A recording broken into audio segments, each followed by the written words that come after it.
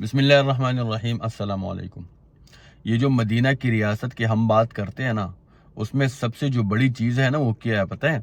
اس میں سب سے بڑی جو چیز ہے نا وہ ہے حضور صلی اللہ علیہ وآلہ وسلم کا ایک ماسٹر سٹروک، جو کہ دنیا کے اندر نہ کسی نے کھیلا ہے ابھی تک حضور صلی اللہ علیہ وسلم کے علاوہ، نہ کوئی کھیل سکتا ہے، نہ کوئی کھیل سکے گا۔ یعنی دنیا کے اندر ایک ہی عظیم الشان اور سب سے بڑا لیڈر آئے ہیں جس نے ایک ماسٹر سٹروک کھیلا ہے، اور ایک ہی ماسٹر سٹروک کے ساتھ اسٹیٹ کے مسائل تمام کے تمام حل ہو گئے، چاہے معاشی مسائل ہو، چاہے معاشرتی مسائل ہو، چاہے رول آف لا کے مسائل ہو، چاہے ہیلتھ کے مسائل ہو، چاہے ایجوکیشن کے مسائل ہو، چاہے انسانی حقوق کے مسائل ہو، چاہے کوئی بھی مسئلہ ہو نا، وہ ایک ہی ماسٹر سٹروک کے ساتھ تمام کے تمام مسائل حل ہو گئے۔ اور وہ ہے ماسٹر سٹروک بردرہوڈ قائم کرنا، بھائی چارہ قائم کرنا۔ آپ کو پتہ ہے جب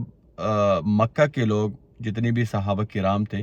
وہ مدینہ تشریف لے گئے تو ظاہری بات ہے ان کے پاس کچھ نہیں تھا۔ اگر ان کا کوئی مال تھا تو وہ مکہ چھوڑ کے گئے، اگر ان کا کوئی کاروبار تھا تو وہ مکہ چھوڑ کے گئے، اگر ان کا کوئی جائیداد تھا تو وہ مکہ چھوڑ کے گئے، کوئی بھی دولت ان کا تھا تو وہ مکہ چھوڑ کے گئے۔ تو جب وہ مدینہ گئے تو ان کے پاس تو کچھ نہیں تھا۔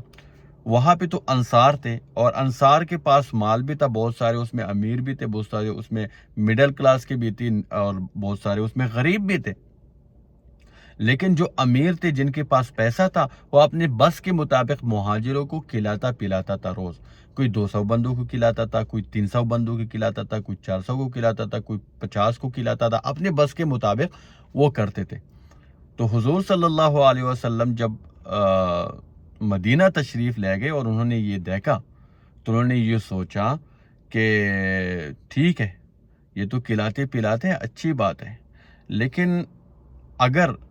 کوئی امیر بندہ جس کے پاس مال ہے، یا جن کے پاس جائیداد ہے یا زراعت ہے، وہ اپنے آمدنی سے زیادہ 200 بندوں کو کھلائے گا، 300 بندوں کو کھلائے گا، اور اپنے آمدنی سے زیادہ خرچ کرے گا تو اس کا دیوالیہ نکل جائے گا۔ تو ایک بندے کے اوپر یا 2 بندے کے اوپر یا 3 بندوں کے اوپر بوجھ نہیں ڈالنا چاہیے، کیونکہ یہ بزنس مین، یہی جائیداد، یہی مال، یہ زراعت، یہ ہمارے اسٹیٹ کے لیے یہ کام آئے گا۔ اور اس نے سب سے جو بڑا ماسٹر سٹروک کھیلا ہے وہ یہ کھیلا ہے کہ اس نے یہ سوچا کہ ہم نے اپنے بزنس مینوں کو بھی بچانا ہے، ہم نے اپنے نیچے طبقے کو بھی بچانا ہے، اوپر اٹھانا ہے، اور ہم نے ان کو کھلانا پلانا بھی ہے، اور ہم نے اپنی معیشت کو بھی ٹھیک کرنا ہے، اور معیشت اور سول سوسائٹی کو بھی ٹھیک کرنا ہے۔ تو اس نے صرف ایک ہی ماسٹر سٹروک کھیلا ہے، وہ ہے بردرہوڈ۔ اور بردرہوڈ کس طرح؟ حضرت انس رضی اللہ تعالیٰ عنہ کے گھر کے اندر حضور صلی اللہ علیہ وسلم نے ایک میٹنگ بلائی، اور اس میں 90 کے لگ بھگ صحابہ کرام موجود تھے، جو کہ بڑے بڑے صحابہ کرام اس میں تھے، اس میں امیر بھی تھے، اس میں مڈل لیول کے بھی تھے، اس میں بہت سارے تھے۔ تو حضور صلی اللہ علیہ وسلم نے وہاں پہ میٹنگ بلائی اور ان سے مشورہ کیا کہ کیوں نہ ہم یہ کریں کہ ایک انصاری ایک مہاجر کو اپنے بھائی مانے گا، یعنی اپنا سگا بھائی، اور اپنا اس کا جو بھی مال ہے اس میں اس کا آدھا حصہ ہوگا، یعنی آدھے کا مالک وہ مہاجر ہوگا جو مکہ سے آیا ہوا ہے۔ تو انہوں نے لبیک کہا کہ ہاں بالکل۔ اور لبیک کیوں کہا؟ آپ کو پتہ ہے دنیا کے اندر یہ واحد لیڈر گزرا ہے جس کے اوپر اپنے لوگوں نے اتنا اعتماد کیا اور اتنا یقین کیا، اور یقین اور اعتماد کیوں کیا؟ روحانی لحاظ سے بھی اور فزیکلی بھی۔ ان کو پتہ تھا، ان کو یہ یقین تھا کہ ہم اس کے کہنے پہ اگر آدھا مال دیں گے تو اس سے زیادہ ہمیں اللہ دے گا۔ ان کو پتہ تھا اگر کوئی بھی چیز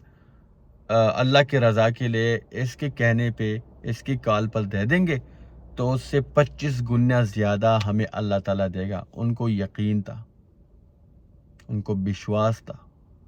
ان کو پورا اعتماد تھا۔ تو یہ ایک ہی لیڈر گزرا ہے اور ایک ہی ماسٹر سٹروک کھیلا ہے، اسی ماسٹر سٹروک کے ساتھ تمام کے تمام مسائل حل کر دیے مدینہ کی اسٹیٹ کے۔ ایسا بھائی چارہ قائم کیا ہے نا کہ ہر ایک انصار نے ہر ایک مہاجر کو بھائی مانا ہے، اور ایسا بھائی کہ اس کے ساتھ اپنا مال بھی ادا کر دیا ہے،